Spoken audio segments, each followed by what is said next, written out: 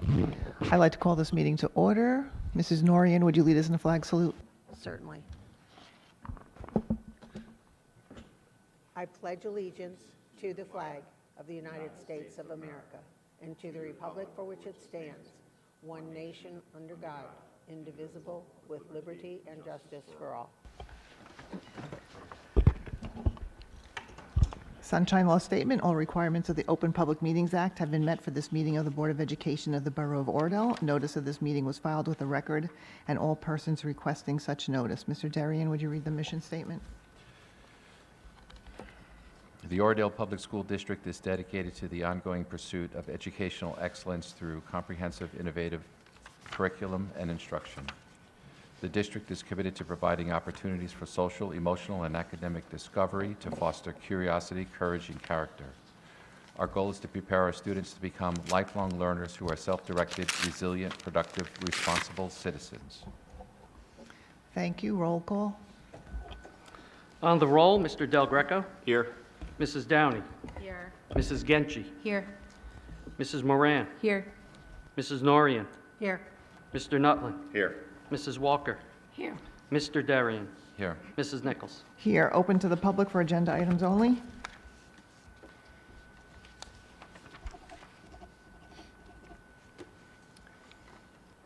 Not seeing any, we'll skip to the superintendent's report. Good evening. I'd like to start my report this evening by congratulating our Odyssey of the Mind team who placed first in the Skylands Regional Tournament 2 weekends ago. For those of you who have been around for a while, you know that our Odyssey team faces a pretty unique challenge every year. They compete in the middle school division. And there's a very big difference between 6th graders and 8th graders.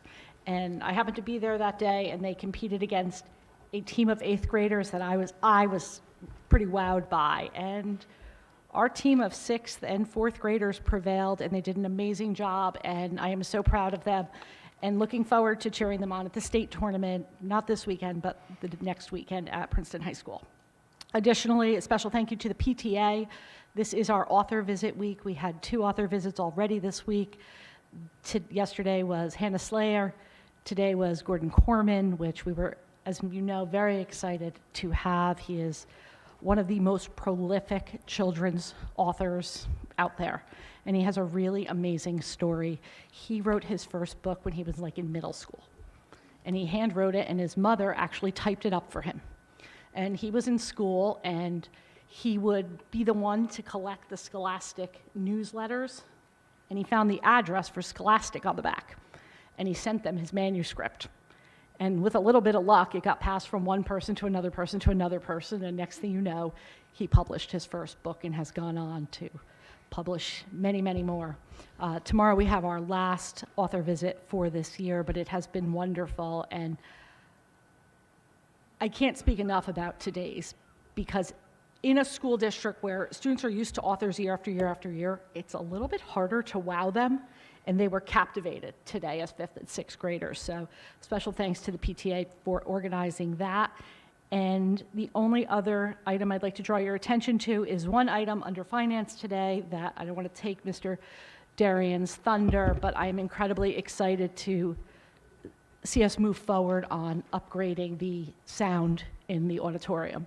If you've ever sat under that balcony, you'll know that the sound from these speakers stops at that balcony, and adding new speakers and a new sound system to the auditorium is an incredible next step for this space. So thank you, and that concludes my report. Thank you, Mr. Iapelli. Good evening. I'd like to introduce the 26-27 tentative budget. I'd like to dive right into it. So the budget process, you know, I think about this, that there never seems to end, that as soon as we're done with one school year, we're into another school year, and we're already thinking about, the budget's always being thought about, whether it's this year, moving into next year, that it's not just a static, okay, it's done, and then that's it. It's always being thought about each year for the next year and trying to plan accordingly. So we meet and have conversations throughout the year with the school level, district level. Board has finance and tech committee. We have detailed meetings that are very into the weeds, very granular.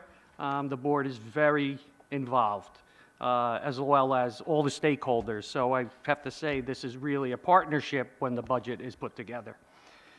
So the budget, as you may know, may not know, it always has to be balanced. Revenues and appropriations must match. You can't submit a budget that is, you don't have enough money, you say, but we need this. It can't do that. We can't run a deficit. So the first round is always to submit it to the county for approval. And they have to approve it before it could even be advertised in the paper, and the board can't do a public hearing until the county says, well, everything you said you were going to put in there meets the guidelines, and they look to check all the boxes. And so, as I said, the budget, the balancing, based on Oradell's home values, based on the personal incomes. It's a tax levy-based budget, as we'll see. We get very little in state aid. And the state aid was received later this year, so the budget time frame has been pushed off a bit. And then we try to count, with salaries, benefits, what's our enrollment going to be? What are some big ticket items? What could they possibly cost? Trying to get their costs up front so we're prepared for the 26-27 school year that starts July 1. So our tentative revenue is right now, the tax levy would be $14,801,593, and that supports 87, almost 88% of the budget. But it's even more when you think about if we look down at the operating budget, the budgeted fund balance, the capital reserve, withdrawal from maintenance reserve, emergency reserve. Those are all funds that the board, over time, if there is anything left over at the end of the year, have put into allowable reserves. So they've been saving for the rainy day, and they're using it without having to go in addition to taxpayers. So that's funds that have accumulated over time, many years. And as you can see, our aid is actually 3% lower this year. It was 3% lower from the prior year. So we have been cut 3% one year, next year another 3%. And it doesn't make up enough of the budget, as you see. If we get categorical aid, our aid is the state says there's X amount of dollars for this student, that's for transportation, security, special ed, and they give a flat dollar amount, and they multiply it, and they say that's your aid. And that's because the funding formula is not conducive to Oradell. Oradell is, in the eyes of the state, too wealthy. Taxes are too, you have a high rateable base, you got lots of ratables that are valued at significant numbers, and the personal income, they say, is high. So therefore, the state, we don't qualify for any equalization aid. We don't qualify for any additional aid other than the basic dollar amount per student.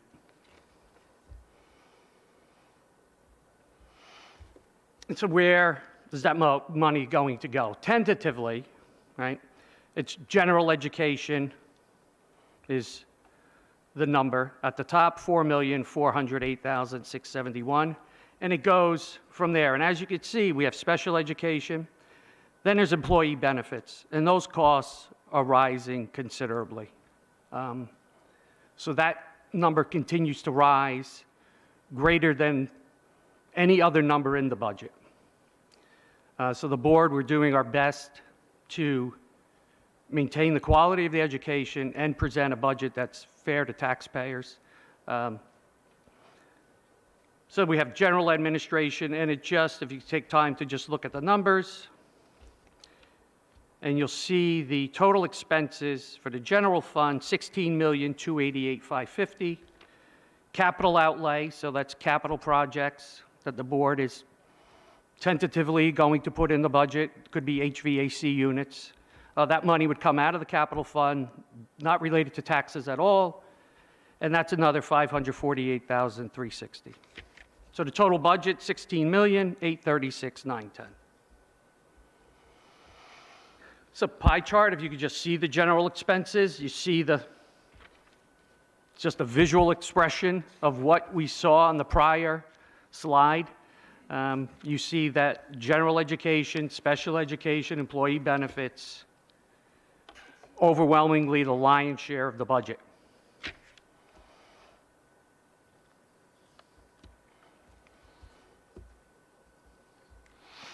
And so those healthcare benefits that we talk about, and for here, we're going to talk about those benefits as just, it's medical, dental, prescription. So what percentage of the tax levy has that? What is it? In 21, 22, we were looking at, okay, health benefits was 10.79%. This year, it's an extraordinary, we're in the state health plan, we are in a very large pool. The rates have gone through the roof. And it's put on the backs of the board and the taxpayers, unfortunately, how to pay for it. And you can see it's eating up more and more of the budget. So the idea of meeting the needs of the students, which I think the board does an outstanding job doing, and balancing the costs that are rising. This is a fine line, and it's a difficult line. It keeps getting more and more difficult every year. And the discussions get more and more, you could say, heated and involved at the board. Everyone that's at the table when we're discussing this budget is coming with, with belief that they could do the best for the school, but also everybody is tied into this and values what they're doing. And I value what they do regarding this. So the numbers keep increasing. So how do we, the only choice is taxes. And the board has been very diligent and cognitive of the fact that we should not, pass. So the general fund, $16,836,910. Special revenue, these would be funds that are outside. These would be federal funds, some additional special ed, extraordinary aid funds. This would be IDEA, but these numbers are just offset with costs. So that 275,967 is a fraction of what we actually need to implement those programs.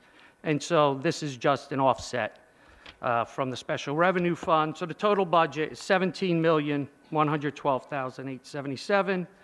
And to go back, the levy, $14,801,593. Next steps, the board can approve this at tonight's meeting. It's due to the county on March 27th, so there is additional time because of the delay in the state aid. So it has to be in the county office by March 27th. It's submitted electronically. You used to actually have to, one time, make all the copies and go deliver it to the office, and it wasn't that long ago. The state has really upgraded the program. And then you cannot advertise for a public hearing until the county approves it. So as people submit them, county has their own magic formula as to who gets approved and how they do it. It's a secret sauce of a recipe. So the final budget then would be presented in May at a public hearing. So if changes are made to the tentative budget, they could be made in May, and they're documented and submitted to the county showing this is what may have changed. So the budget can go through another couple of iterations if the board chooses. And that's presentation, so questions? Any questions comments? from the board? Mr. Darian? Yes, Mr. Iapelli. So this is a very good snapshot of what's occurring in this budget, 26-27. How does it compare in terms of percentage increase from the previous budget, which was 25-26? Are we talking levy or? Levy. It's 3.99%, which is significantly below what other communities, districts are going up. I mean, 7%, 8%, 6.9%, 9%. I mean, the board has really held the line and still meeting the needs of the students. So 3.99%. So the increase to the levy, is that the max number we could pass on to the taxpayer? No, there's significantly, the levy number could have been almost I want to say 7%. There's something called banked. They gave us healthcare adjustment increases, and the board is not using all of those increases. There's the number in the budget, in the resolution stating how much, but there's still another 300,000 Okay. on the table. So that money could be banked for future years if the board so chooses. So there is no 2% hard cap. The state allows for adjustments, and so our cap was actually closer to 8%. And the board is half of that, so 3.99. And that money that they said, they'll at least give it to you, but in the future, if you so choose, after you exhaust, well, you could bank it and possibly, but again, it's not money that we're getting in aid, right? It's just money that you would then be able to increase your tax levy by. Right. That's, And a lot of those special adjustments are healthcare related. If you look at the slide where Yeah. you show healthcare benefits increasing over the past 5 years, the healthcare benefits originally was at 1.3 million roughly in 21-22, and now it's at 3 million. So that's it's almost double. And as So- a result, the state says, yeah, we see this, we understand that this is going to put a financial burden on you, so we'll let you pass on the expenses through a special tax to your tax, the tax right, levy. right. And we're not doing that. Not all of it. We are doing some of it. If you see in the resolution D9, there's the healthcare adjustment. It's $660,493, and it could have been much higher. I mean, the state said, you know, you should be increasing, you know, benefits may go up 32% next year. So they're not giving 32% more in aid. They're just saying, okay, you could raise taxes higher. Your aid is your aid. Sorry, the only thing we could do is you could pass those costs along. So they've just given the out to, and now the boards have to digest that and deal with that, that you're not getting any more aid and you're in the state program. So costs would just be passed along. Right. All right, thank you. You're welcome. Mrs. Walker?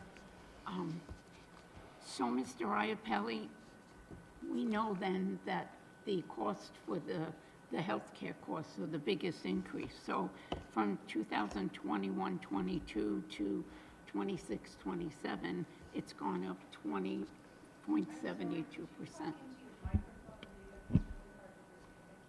Is that better? Yeah. Good. So with that in mind, I think you've done a great job, along with the Finance Committee, at keeping us down to 3.9%.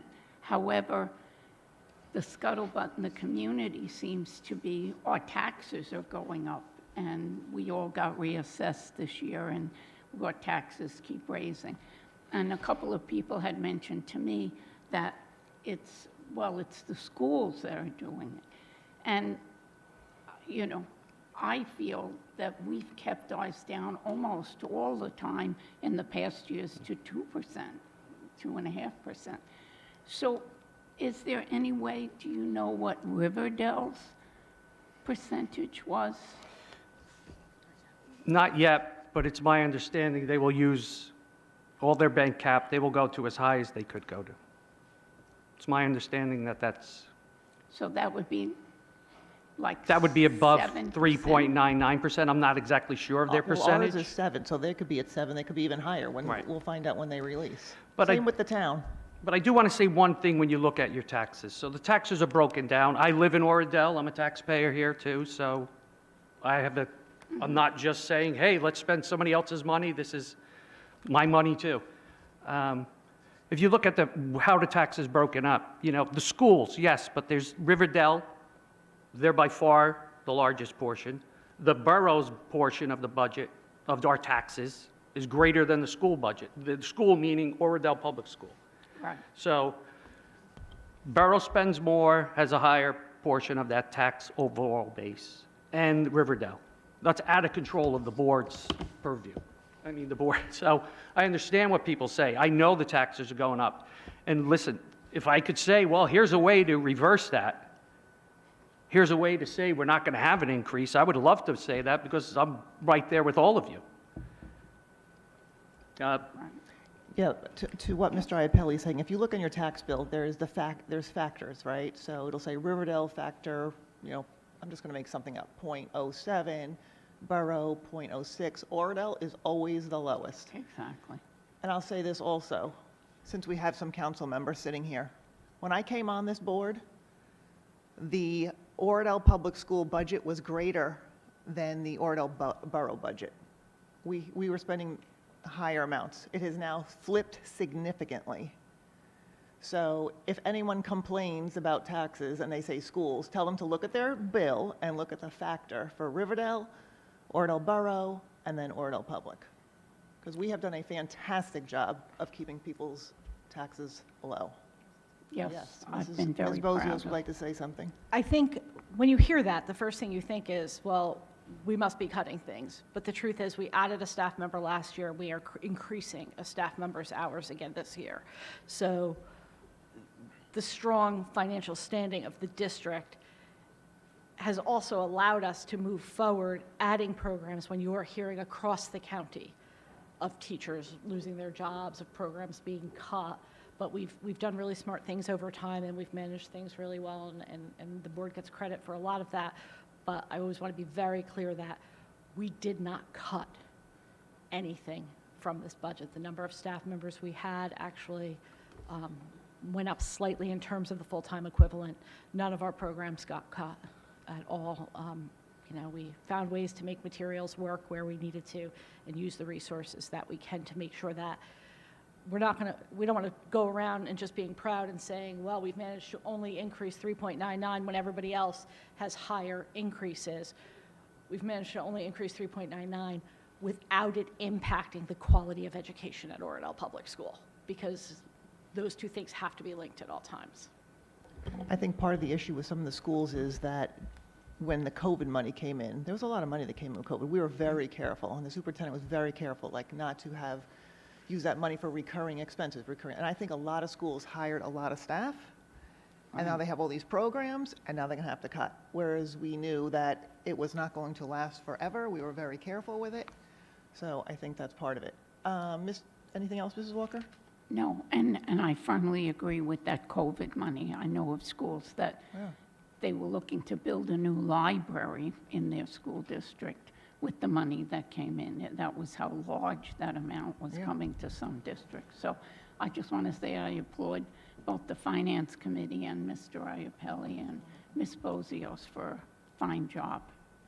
So back to health benefits. I think in the current year that we're in, ending 2026, we had raised health benefits by an estimate of 30%, and that's what they kind of came in at, right?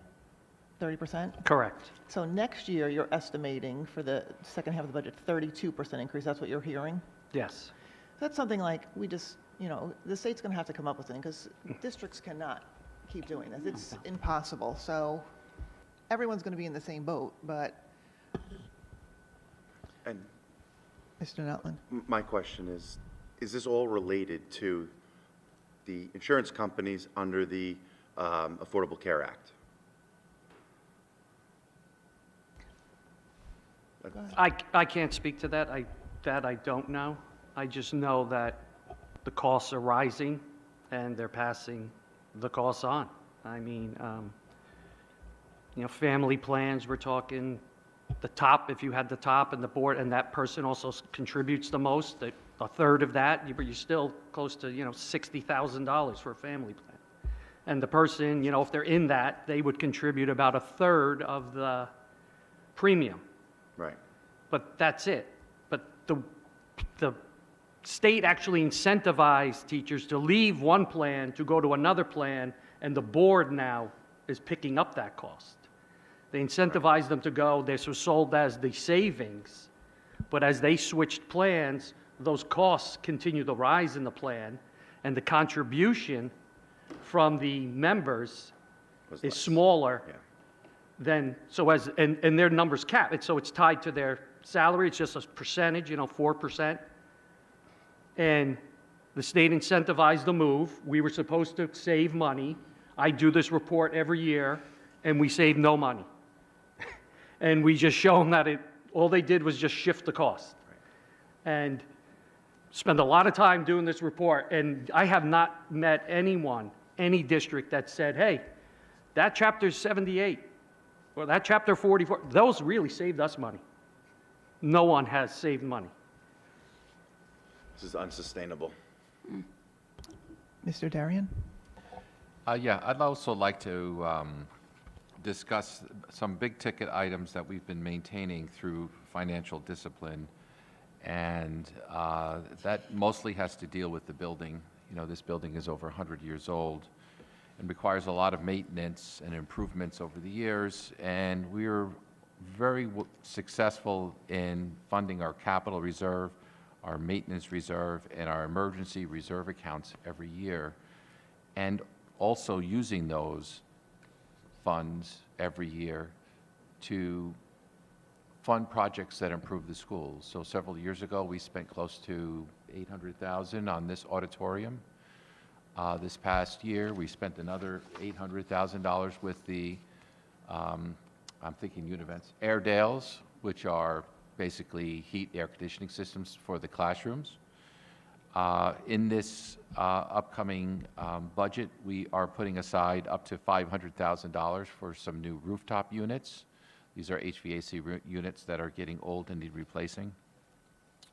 An additional $150,000 from our maintenance reserve to use for, where is it? It just says, oh, for cameras, is that right? For security improvements, because every year we feel we should spend at least some money improving security, even though our security is top-notch. So when you have money going into these reserve accounts and you're slowly depleting these reserve accounts for capital improvements every year, you stay on top of the ball. And, you know, and therefore we don't need any referendums to take care of maintenance. And I just wanted to highlight that within this budget, we're still able to maintain these reserve accounts and spend money for capital improvements, even though we're at a lower increase like other districts. Any other questions? Mrs. Walker? Just a quick statement update. When I started teaching and till almost I retired, I didn't pay anything into my medical benefits whatsoever. And when I retired, I had the same benefits for both my husband and myself in the past 10 years. And I know because my daughter laments all the time, she teaches at Riverdale, how expensive the teachers now have to pay to put into their benefits. So some way, as I heard Chris say, it's unsustainable what's happening.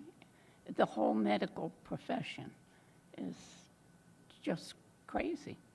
So it's just an observation. I have a question on the $300,000 cap that we're going to pull forward. We have 3 years to use that? Yes, 3 years, so 300,000, plus in About, yeah, addition to depends. whatever happens Yep. next year. Okay. about. Any other questions? Good job on the budget, Mr. Iapelli. Well, thank you, the board. The easiest thing, boy, if we just said go to cap, it would have saved a lot of agita. Because You the know we're never gonna conversation, do I that. know it's never going to happen, but that's okay. But boy, the meetings would have been,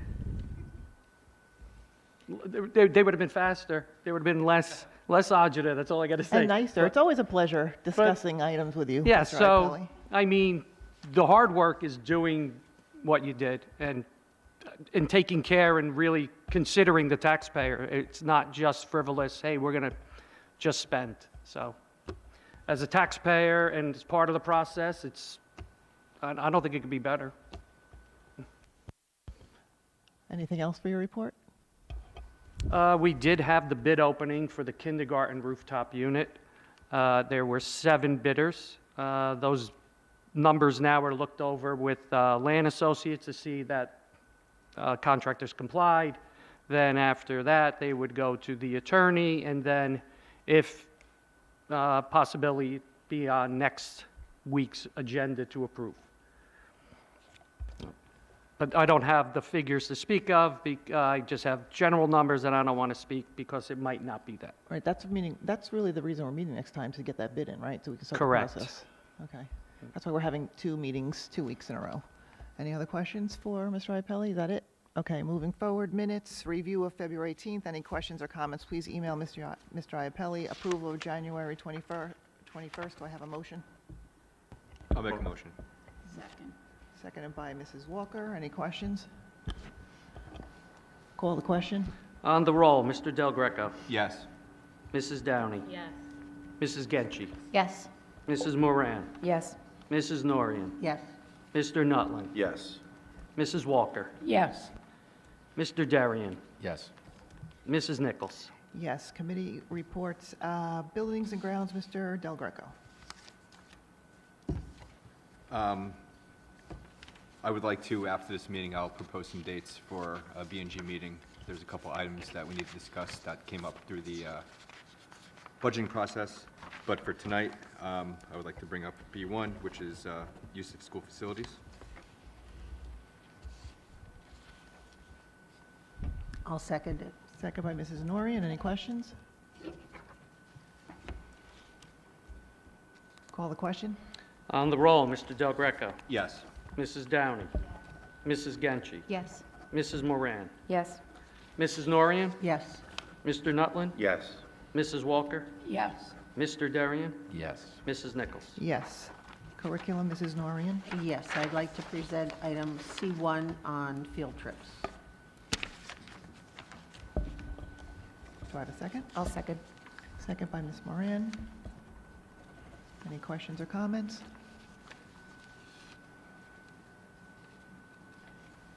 Call the question. On the roll, Mr. Del Greco. Yes. Mrs. Downey. Yes. Mrs. Genchi. Yes. Mrs. Moran. Yes. Mrs. Norian. Yes. Mr. Nutland. No on 1, yes on 2. Mrs. Walker. Yes. Mr. Darian. Yes.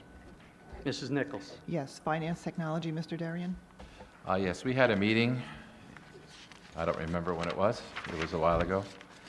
The result of that meeting is the budget we see tonight. We had met many times over the past few months regarding this budget, and I am happy the process is over.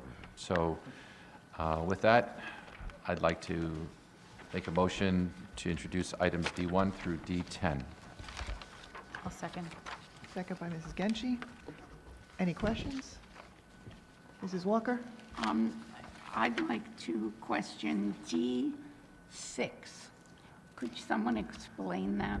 These are old checks that we mailed out that were never cashed, so we take them out of circulation. Yeah, I followed up with the vendors. They're like, we have no outstanding balances. This predates me, so we just void them.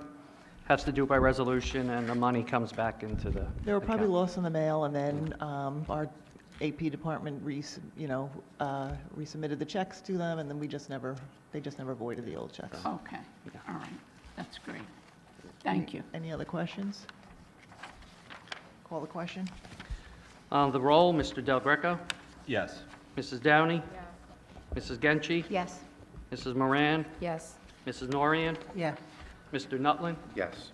Mrs. Walker. Yes. Mr. Darian. Yes. Mrs. Nichols. Yes, delegate report, Mrs. Norian. I have no report. Personnel, Mrs. Walker. Okay. Thank you. I'd like to present F1. Do I have a second? I'll second. Second by, Mrs. Genchi. Second by Mrs. Genchi. Any questions? Mrs. Walker. I have a question. Just a comment. I was happy to see that Derek Gordon is coming back to volunteer, not to volunteer, to work part-time. That's nice to see one of our retired maintenance people. And the other thing, I see that Lindsay Malcolm is going to be, again, the director. It's listed as assistant director.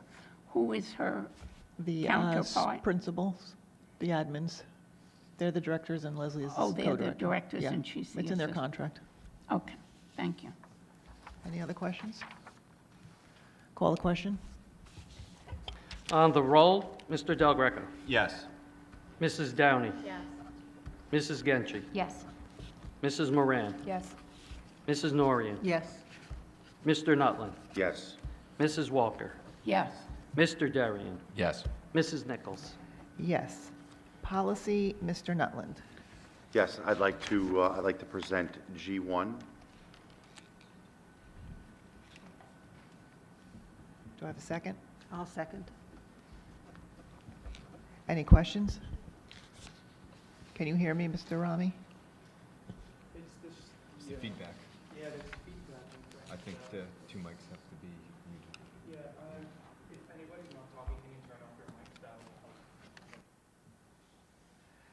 Any questions on policy? Call the question? On the roll, Mr. Del Greco. Yes. Mrs. Downey. Yes.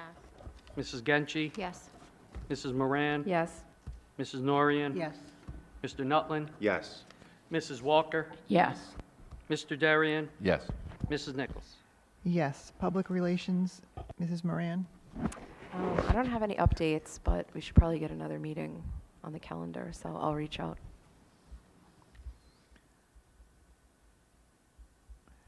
Special education, Mrs. Downey? Okay, so we had our meeting a few weeks ago. Yeah. We just kind of went over our goal, make sure we have like proper protocols, resources for staff and students. We talked about the data that we're going to collect, classification rates, declassification, 504 to IEPs, types of classifications, looking at some trends. We talked about progress monitoring, caseloads, and types of evaluations, but we probably need to schedule. So all things we're going to start looking into Yeah, this year? And maybe you want to set up another meeting, too? Yeah. I'm sorry, what was the last one? After Progress caseloads? monitoring and caseloads. Like types of evaluations. Types of evaluations. This time, we will open to the public. Just state your name when you come to the mic, please.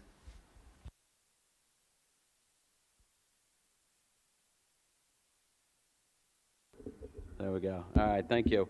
Brendan O'Brien. I obviously live in town. I have a third and a first grader. Reason I came, and you guys do great. I love OPS. I've never been to one of these things, and I was expecting a giant crowd, but is what it is. I've meant to come for a long time, and so my son's in third, daughter's in first. Yesterday, and I spoke to Ms. Bozios about this and Ms. Brancato. Yesterday, there was a shelter-in-place drill at the school, and I spoke before my son, joined the school. I spoke to maybe you, but I spoke to the vice principal about what I'm going to speak about tonight before we even entered the school. But yesterday, a shelter-in-place drill. My 6-year-old comes home. I'm leaving to bring my son to one of his million practices, as you know. And my daughter's like, "Oh, we had this drill," and mind you, she's 6. You know, when they called the drill, I was going into the bathroom, and I had my 6-year-old explaining to me as calm as can be that, "Oh, you know, if I'm in the bathroom, I have to jump up on the toilet, you know, lock the door and stay quiet." You know, but I wasn't really in the bathroom, so I ran to the first room next to me. She runs to the language arts, or the Spanish teacher's room, and she told me she was told to go back to her classroom. She got to her classroom, the door was locked, as it should be. Because God forbid you're in actual emergency, that's how it should be. She then had to go back to the room she originally went to, which she followed protocol. So, you know, we have a 6-year-old, and again, I was explaining, I spoke to Mr. Mercado this afternoon, so bits and pieces might have been left out of the story. It seems like she was never in the hallway alone, but as a parent, when I saw this, in my mind, my 6-year-old is roaming a hall alone. God forbid, again, I know it's a drill, but you have to pretend it's not. And she's out there by herself. And then she'd go back because she couldn't get into the one room. Turns out, again, shelter in place isn't technically, you know, locked down. You're not thinking someone's in the school, but the kids don't know that. Because I asked my kids this afternoon. They think of it as lockdown. And when I spoke to Ms. Mercado, the teachers apparently think of it as lockdown. So we obviously have to address protocol and make sure everyone knows. It seems like the door was never closed on her.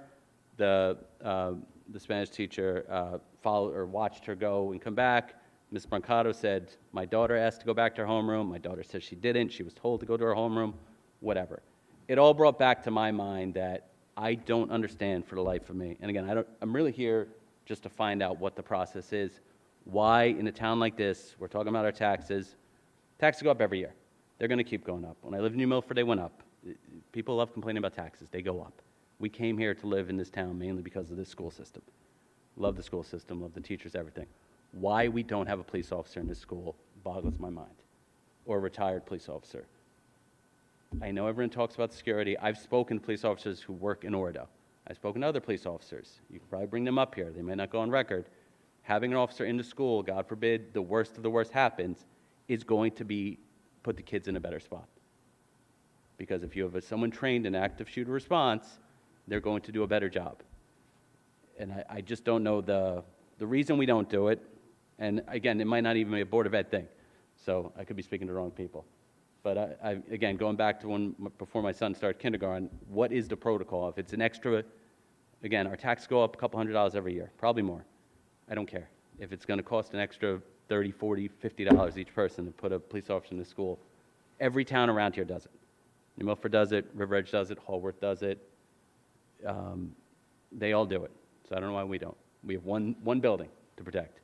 They're right there, and the police will say this, and I've seen the police when you do drop-off. If they get a call, they have to leave. If there's an officer in that building and somebody's in this building trying to do harm to the kids, he or she cannot leave that building. They have to call out to wherever someone else is. That wastes time. You have some lunatic coming in here trying to do harm, it doesn't take that much time. So if you have an officer in here that will respond, again, that's just my feelings. I was just more curious. Again, it sounds like I'm yelling at you guys, I'm not. I just don't know whose decision it is, because I've been told by a bunch of people, it's the school, it's the council, it's the taxpayers. Like, what is the process if parents want a police officer in the school to get a police officer in the school? So what I will tell you is that this is an active discussion with the board currently. Okay. I will tell you, we actually discussed it this evening before this meeting, so it is an active discussion. And there will be some sort of resolution at some point this year. So Okay. you will hear something. I really can't get into details, Okay. but you will hear it. Well, The second thing go ahead. No, I was going to say, like, some of the other arguments I hear that, like, the kids don't want a police officer in the school, or it might scare the kids. Our kids know all the police officers in this town. Well, Like- what I will tell you is we have two sets of parents. We have a very vocal set that wants a police officer, want a gun in the building, and we have also a very vocal set of parents that do not want one, and they do not want a weapon in the building. So you are on one side, we have a whole group on the other side, but it is an active discussion, and we have been discussing it for a long time, not just this year, but you should hear something this year. Okay.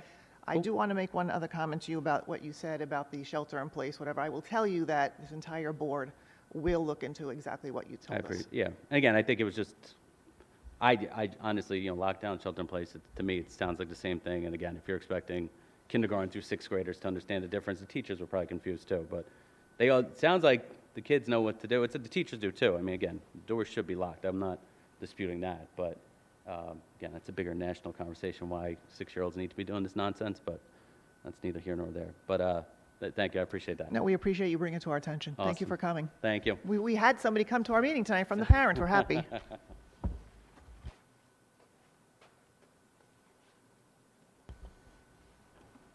Anyone else? We have 3 council members.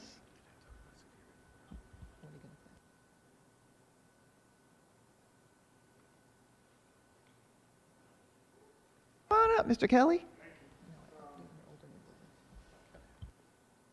I'm just looking at your slide here, and I just met, can you hear me? Yeah, I'm sorry. Yeah, I'm just looking at your slide here, and I just met yesterday with our CFO and the auditors, and healthcare is the big one, obviously here, and those numbers are similar to ours. Our increase we're looking at is 22%, which in real dollars is about $500,000 from last year.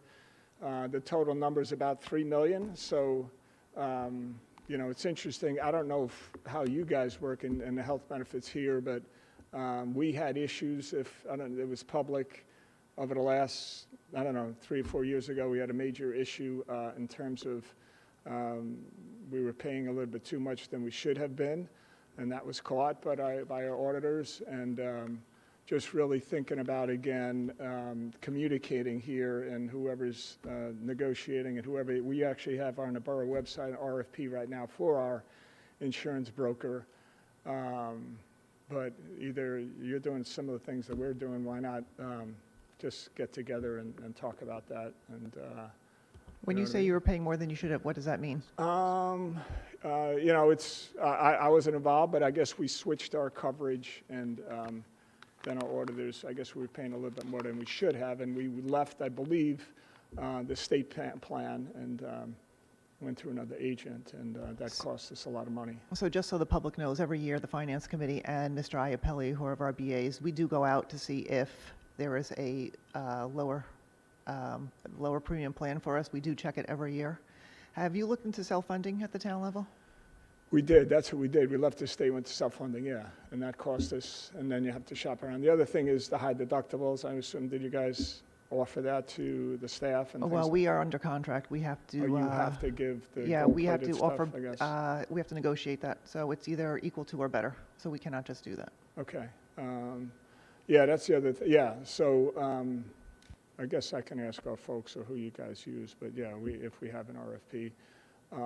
The other thing that came up, and this is probably for another discussion, maybe with Greg, if Greg is your guy, but obviously everybody's house, the average house in town went from 624 to 93, and this year now it's at 75 or something like that. So basically the pie and the buildings up north were worth less, so that's why the mill went down, but the rate went up, and you know we didn't have to raise another dollar yet. People's taxes went up. And I asked our auditor about it today. Does that affect you guys? How do you guys? We push off obviously 65%. We collect. We pass it through to the schools and to the county, but we're collecting the money. And if you guys, and that's where I need to get a better handle. If you guys are capped at 2% or something, if you guys don't have any debt and you guys have rainy day funds and all those types of things where similar to the county, that's the benefit that you have, right? That you can you're getting the benefit of the increase in assessed valuations and the increased tax collected that we collect for you, where we have to. You follow where I'm No, coming because that's from? not really true, because the assessments go up, the factors change. So if your budget's 10 million and you're going to go up 10.5, it doesn't matter what your assessments are, it's just the factors. Yeah, Your but house what could be do assessed at you- 200,000 or 800,000, you're going to get the same taxes, because it's the budget is the budget. Yeah, I mean, that's how we work, but I thought, aren't you limited in terms of what your increase could be? Maybe we should sit down and I don't talk, know. We 'cause have that's, to- I would have to- they both agree with me, and the mayor has said that Me- also. Yeah, you guys get kind of, whatever, I guess it's a different time we should discuss this. In terms of, our levy was 14, I don't have the presentation in front of me, the exact 14, number. Yeah, 8 is the one looking behind it, yeah. Right. So, from a finance perspective, we're concerned about how much are we going to get from the local tax levy. Now, how does that work per household? We don't divide it by the number of residents. We divide it based on the valuation. Yeah. Now you say, the average home, was 600, now it's 800. Some of that has to do with inflation.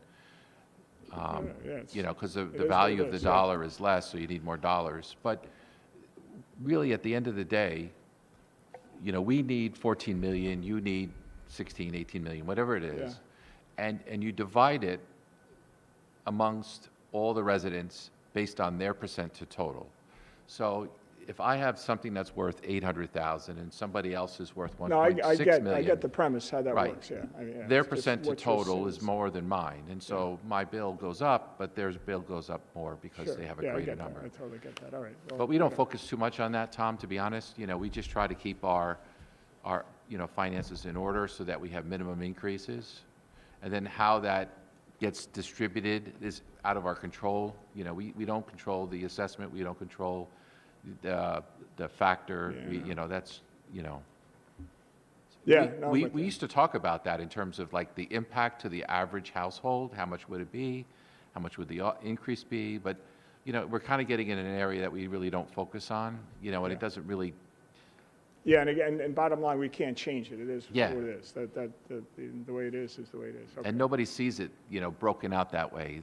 They get an annual increase, and they say, well, this percent is from the regional, the local, and the municipality, and the county, right? I get you. And I they get don't you. really see it. So we stopped, putting that into our presentation. I get you. I appreciate everything all you guys, Sure. work you guys are doing, really do. I mean that 100%. And yeah, maybe we could talk the health thing. Yeah, we can talk about insurance Yeah. because, it's out of control. I'll give you an example. So we were talking about fuel prices. We all see our utility bills skyrocketing, gas, the Sure. distribution, electric, and the school's no different. It's just much bigger.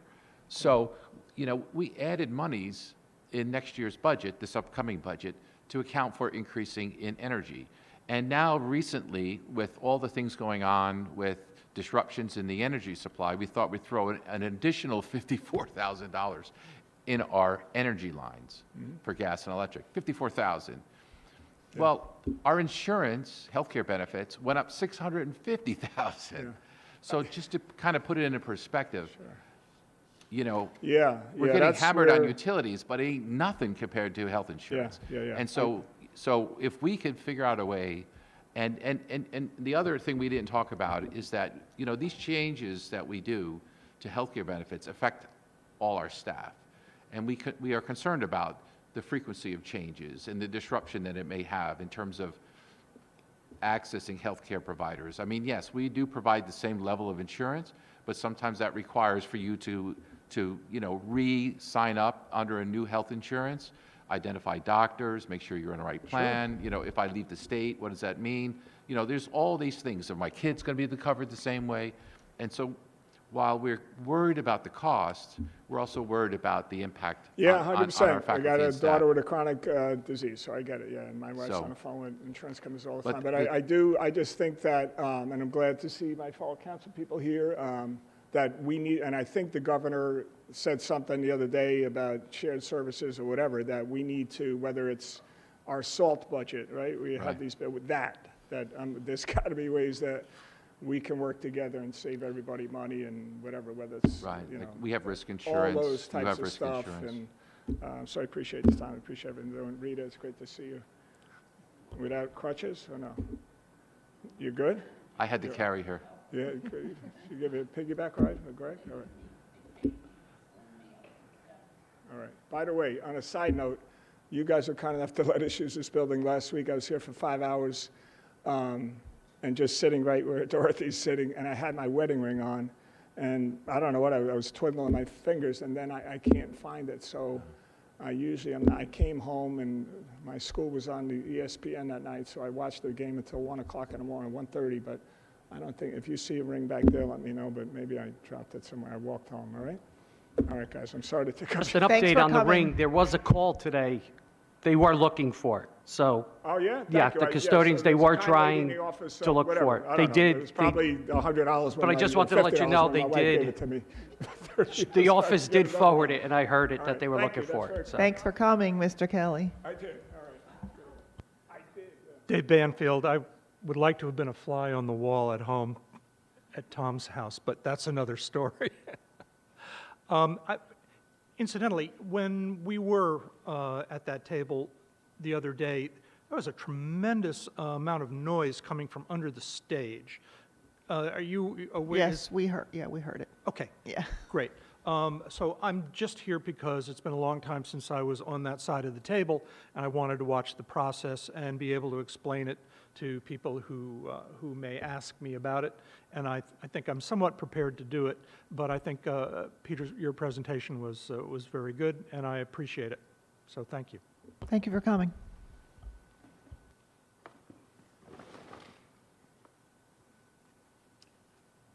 I'm Maggie Harrer. I guess I'm completing the council standing here. I'm actually here as a citizen, not as a council person. I had some questions about how you bank money. It was an unusual statement. It was in the discussion of the health budget where you said there might be 300,000. That's not the exact figure, but it was a little over 300,000 that you thought you could maybe put aside. And you said you have a reserve of 870,000. And I'm curious what the policy is about banking extra funds? That was just an odd thing, so I'd never heard that before. So every year during budget season, the state, so there's a 2% cap that we have to stay by. Yeah. However, the state allows you, based on enrollment, special education students, I believe, healthcare, health rates, they give you an additional amount that you can go over the budget. So we have $300,000 that we could have gone over and not gotten dinged. So we have to submit our budget to the state, obviously. If we're over, they're going to kick it back to us and say, you're over the 2% and you can't do it. So you can only go up a certain amount. So we have $300,000 that we could have gone further with our budget, but we did not decide to take it. And the process is done in finance during budget. That, I don't understand that, because you said something about banking it. It sounded like you were So- putting it into reserve. So because we didn't use it, we don't have the money. It's not ours. It's just that we could have raised our budget another $300,000. But because we didn't, we can bank that. And next year, if we want to raise our budget an additional $300,000, the state will allow us. It's like a bank with the state. They will allow us to raise it. It's not money that we have. No, I understand that, but when you say bank it, where is it? It's nowhere. It's just a number So on a it's state a line. debt that the state owes you in a No, sense? it's just, yeah, it's a permission that they allow us to go over our required cap. And if you don't go over, then the next year you can draw on that you So did you not have go 3 over to. years to use it if you want. It's nothing you use. You can have 3 years to go to the taxpayers and raise their taxes another $300,000. So there's no money anywhere. It's just a line item. Yeah, I was just wondering, because it is 2% of your budget, so that's a lot of money. So what you're saying is it's not real money that you're putting aside. No. You're just, because you didn't use it, you have an equity discussion with the state Like about those funds. If we find we're very short next year with what they're allowing us, we have this $300,000. We can add to our budget. We can budget another $300,000 of expenses, and the state will approve our budget. Okay, They won't hold so us to the bank is 2%. not the way that I understand bank. It's a different kind of description. Right, Okay, then my other question is, in terms of your reserves, where does that come from? Do you put in every budget? Is there so much to put into reserves? At the I don't end- have the actual budget in front of me. I'm sorry to So look at at. the end of every year, when we're audited, we find out if our budget was 14 million, what did we spend, what do we have left, and we use that money to buy certain things at year end that we needed, and we also put it away into reserves. So it was Okay. already budgeted, and that's how we put away money every Not year. banked, right? No, it's actual money, it's in our capital funds, All right, it's in our it was just emergency an odd, funds. I was not familiar with that That's what they call expression. it, bank cap. Right, Mr. Iapelli?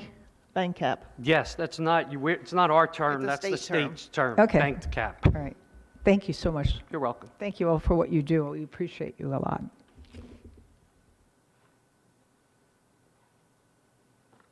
Anyone else want to add to that discussion at all on the budget or anything before we move? Okay, old or new business?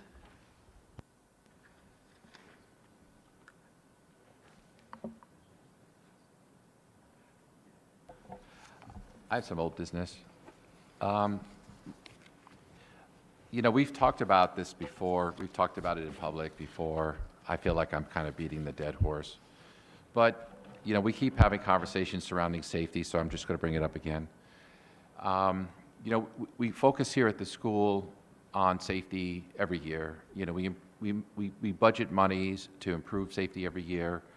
And it's a top priority. So way back when, with the Sandy Hook incident where someone shot out the front door of a school, elementary school, after that person was unsuccessful getting into a high school, he went to the next school, and that just happened to be an elementary school. He shot out the front door, which was just made out of safety glass, and he proceeded to move to the first classroom available and shot everyone there.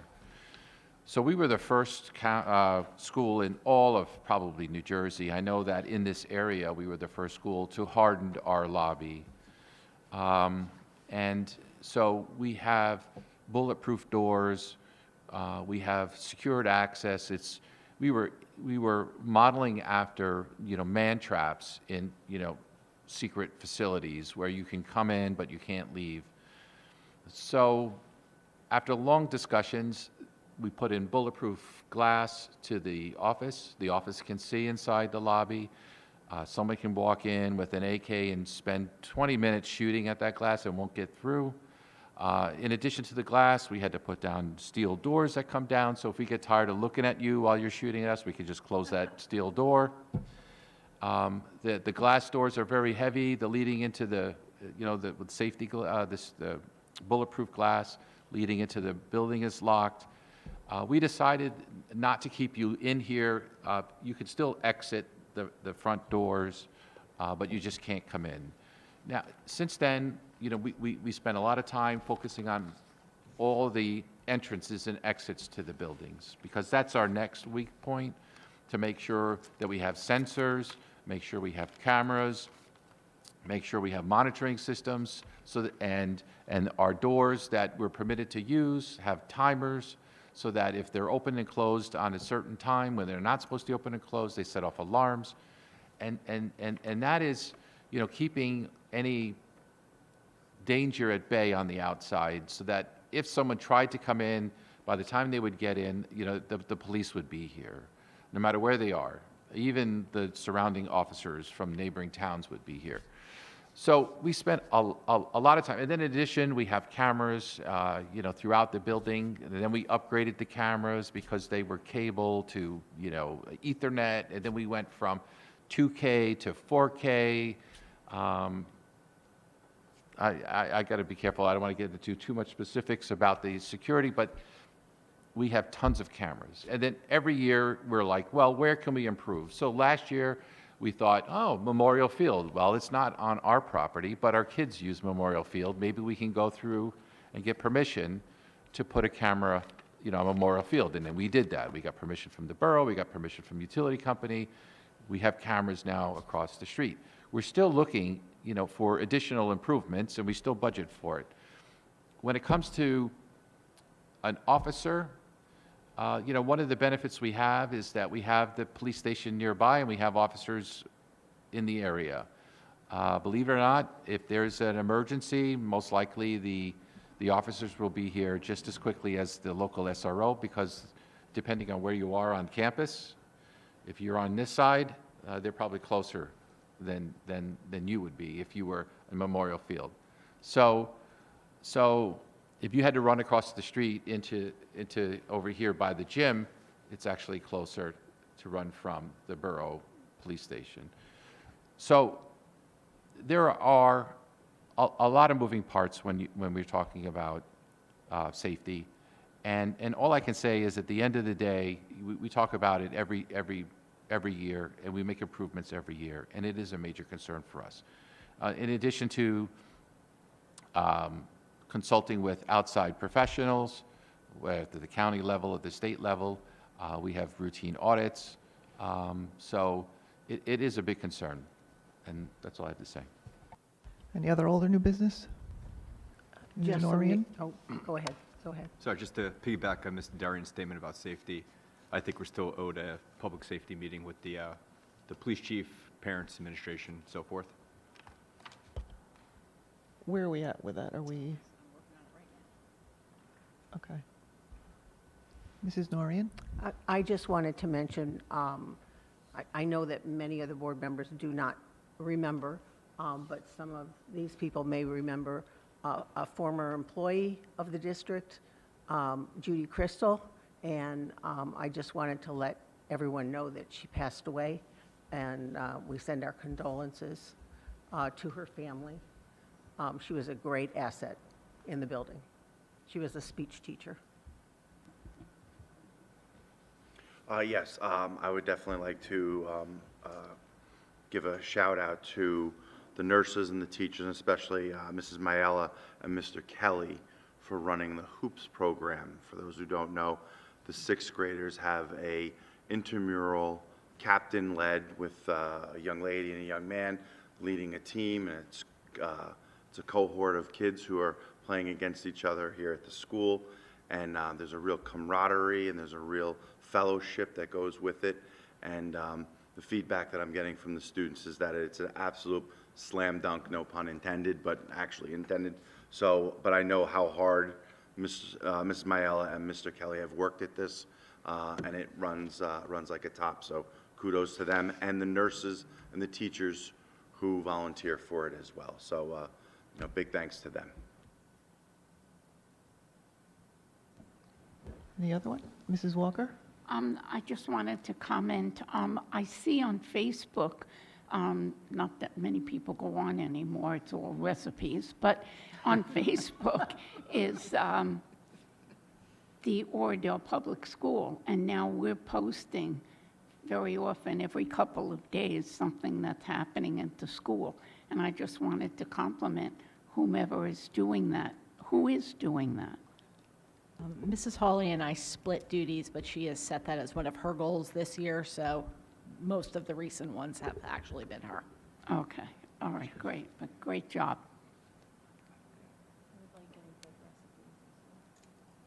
Any other old or new business? One quick comment, for people who want to think about dreams and working hard, one of my former students, Jake Thistle, is on American Idol and is on the top 20, and he's doing great, and it's just awesome that this is a kid who grew up, a quarter of a mile from here, and as far as I'm concerned, he is a local kid, and wish him all the best, and go Jake. Anything else? Mrs. Walker?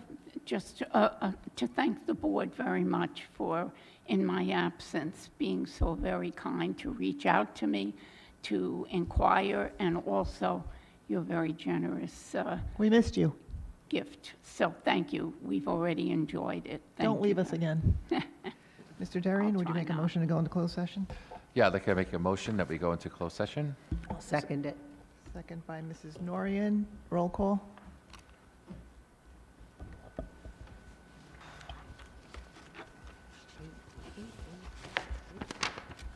On the roll, Mr. Del Greco. Yes.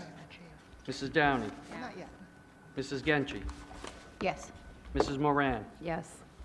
Mrs. Norian. Yes. Mr. Nutlin. Yes. Mrs. Walker. Yes. Mr. Darian. Yes. Mrs. Nichols. Yes, we will not be taking any action afterwards. Thank you all for coming. We appreciate it.